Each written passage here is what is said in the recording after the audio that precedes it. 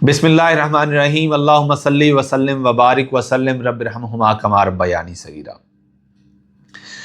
Dear audience, P cadet के हवाले से बहुत से मैसेजेस मौसूल हो रहे हैं अक्रॉस द पंजाब, मुख्तलिफ डिस्ट्रिक्ट से। कांस्टेबल और हेड कांस्टेबल जो हमारे जवान हैं और हमारी जो बेटियां हैं वो मुख्तलिफ डिस्ट्रिक्ट से हमें मैसेजेस करके पूछ रही हैं कि पी कैडेट का इम्तिहान कब होगा। तो उस हवाले से ये बड़ी आगाही के तौर पर इम्पोर्टेंट आपको वीडियो मिलेगी मेरे यूट्यूब चैनल अब्दुर्रऊफ जवेद से कि पी कैडेट का जो इम्तिहान है किस तरह का होता है। ये किसी भी कांस्टेबल, लेडी कांस्टेबल या एक हेड कांस्टेबल जो मेल है या फीमेल है उसके लिए कितना इम्पोर्टेंट हो सकता है, ये सारी जानकारी आपको इस वीडियो के तवसत से मिलेगी। वीडियो एंड तक देखिएगा, इंशाल्लाह आपको फायदा होगा। हो सकता है कि एक वीडियो आपके आने वाली नस्लों की जो तकदीर है वो बदल दे।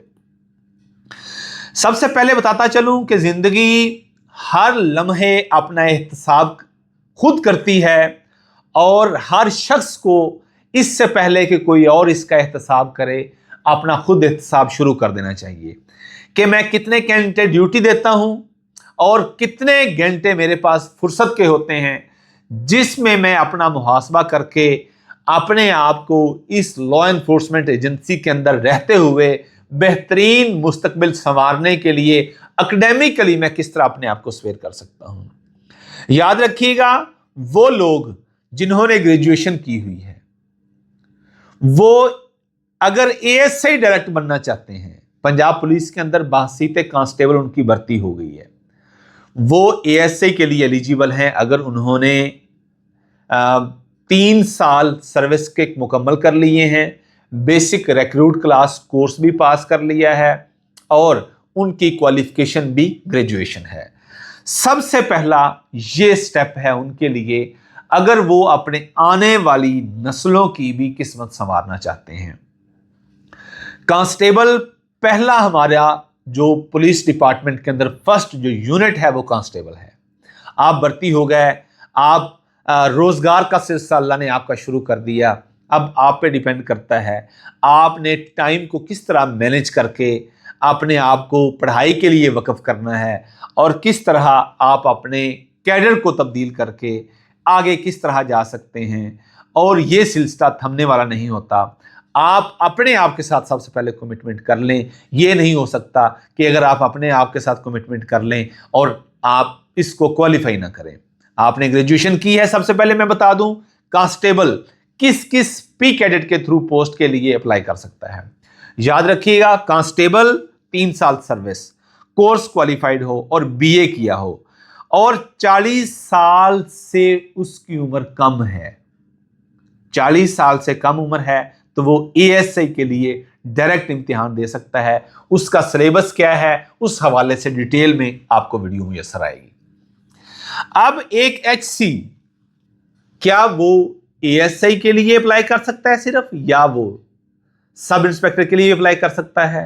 सुनिएगा, ऐसा एचसी जिसने बीए किया हो, जिसकी उम्र 40 साल से कम हो, बतौर एचसी नोटिफाई होने के बाद वो 3 साल उसकी सर्विस भी हो बतौर एचसी।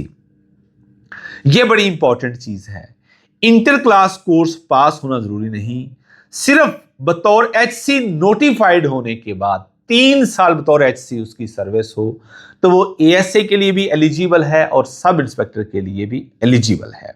यह बड़ी इंपॉर्टेंट चीज है। अब अगर आप एचसी हो गए, आपको कोई सजा मिल गई, मिसाल के तौर पर खुदा ना खास्ता आप डिसमिस हो गए और उसके बाद फिर अभी एचसी हुए 1 साल हुआ था, डिसमिस हो गया, 6 महीने डिसमिस रहे, फिर बहाल हो गए और आप अपने टोटल पीरियड को मिला के, वो याद रखिएगा बहाली के बाद का जो 3 साल का पीरियड होना चाहिए आपका बतौर एचसी, तो आप एलिजिबल हैं किसके लिए? एएसआई के लिए भी और सब इंस्पेक्टर के लिए। अब आपकी ये अहम चीज कि कंटिन्यूड सर्विस आपकी 3 साल बतौर एचसी हो, यह जरूरी नहीं है। आपकी ओवरऑल, जिस तरह मैंने पहले बताया कि आपकी 6 महीने या 1 साल सर्विस थी, आप डिसमिस हो गए, 6 महीनों के अंदर अंदर आप बहाल भी हो गए। अब वो पहले वाला 1 साल भी आपका काउंट होगा, वो माइनस नहीं हो सकता। सो जरूरी नहीं कि आपकी बतौर एचसी सर्विस कंटिन्यूड हो मुकम्मल 3 साल, यानी 3 साल आपकी सर्विस जो है ना वो होनी चाहिए, ये क्लियर होना चाहिए। खा वो बिट्स में हो, 3 साल बतौर एचसी आपकी सर्विस के अगर हैं तो आप एएसआई और सब इंस्पेक्टर के लिए भी एलिजिबल हैं। अब एएसआई जो है वो सब इंस्पेक्टर के लिए एलिजिबल है, उसके लिए शराइत क्या है? बीए होना चाहिए, उम्र 40 साल से कम हो और बतौर टीएएसआई 3 साल उसकी अगर सर्विस है तो वो सब इंस्पेक्टर के लिए एलिजिबल है। यानी प्रोबेशनर जो टीएएसआईज हैं वो पी कैडेट के लिए भी अप्लाई कर सकते हैं। अगर उनकी सर्विस बतौर टीएएसआई 3 साल है तो वो भी एलिजिबल हैं उसके लिए। अब एएसआई के लिए कौन सा एचसी एलिजिबल है? बतौर एचसी 2 साल सर्विस है और बतौर टीएसआई अगर उसकी 1 साल हो गई है तो फिर भी वो एएसआई के लिए अहल है। ऐसे ही बतौर एचसी 3 साल सर्विस है और उसके बाद फिर आप एएसआई हो गए, 2 साल हो गए, तो फिर भी आप, यानी आपकी बतौर एएसआई 3 साल सर्विस नहीं हुई, लेकिन आप एचसी 3 साल रह के आप एएसआई हो गए और एएसआई अभी आपके 2 साल मुकम्मल नहीं हुए, तो बतौर एचसी आप एलिजिबल हैं सब इंस्पेक्टर के। हैं आप एएसआई लेकिन आप बतौर एचसी एलिजिबल हैं सब इंस्पेक्टर के लिए, ये भी क्लियर हो जाना चाहिए। अब एसआई के लिए कौन अहल नहीं? एचसी आप 1 साल रहे या 2 साल रहे और फिर आप टीएसआई हो गया, प्रोबेशनर आप आ गए और अभी आपकी 2 साल सर्विस है। अब आप कहें कि 1 साल मेरी एचसी की थी और 2 साल मेरी या 2.5 साल मेरी इसकी है एएसआई की, तो मैं एलिजिबल हूं सब इंस्पेक्टर की। आप एलिजिबल ही नहीं है, क्योंकि आपका किसी भी कैडर में, एचसी कैडर में या एएसआई के कैडर में, आपका 3 साल का ड्यूरेशन इंडिपेंडेंटली है ही नहीं। अब बतौर एचसी आपकी 1 साल सर्विस है और बतौर टीएएसआई आपकी 3 साल सर्विस है, तो आप सब इंस्पेक्टर के लिए भी एलिजिबल हैं। अब जो टीएसआई वो आए हैं जो जिसको प्रोबेशनर कहते हैं, पीपीएससी के थ्रू सिलेक्शन हुई है, तो वो भी अगर उनकी 3 साल सर्विस है बतौर टीएसआई तो आप सब इंस्पेक्टर के लिए एलिजिबल हैं। शॉर्ट कर रहा हूं, ग्रेजुएशन हो, 40 साल से कम हो, बतौर एचसी 3 साल, तो आप एएसआई और सब इंस्पेक्टर दोनों के लिए अप्लाई कर सकते हैं। बतौर एएसआई प्रोबेशनर 3 साल है तो आप सब इंस्पेक्टर के लिए एलिजिबल हैं। बतौर कांस्टेबल 3 साल आपकी सर्विस है, आप बेसिक रिक्रूट कोर्स क्वालिफाइड हैं और आपकी 40 साल से कम उम्र है, बीए किया हुआ है, तो आप एएसआई के लिए एलिजिबल हैं, सब इंस्पेक्टर के लिए एलिजिबल नहीं है। ये इंपॉर्टेंट चीजें थी। आप तैयारी शुरू करें। हम इंशाल्लाह जल्द जो है ऑनलाइन जो सिलसिला हमारा आपको गाइड करने का होता है वो शुरू कर देंगे।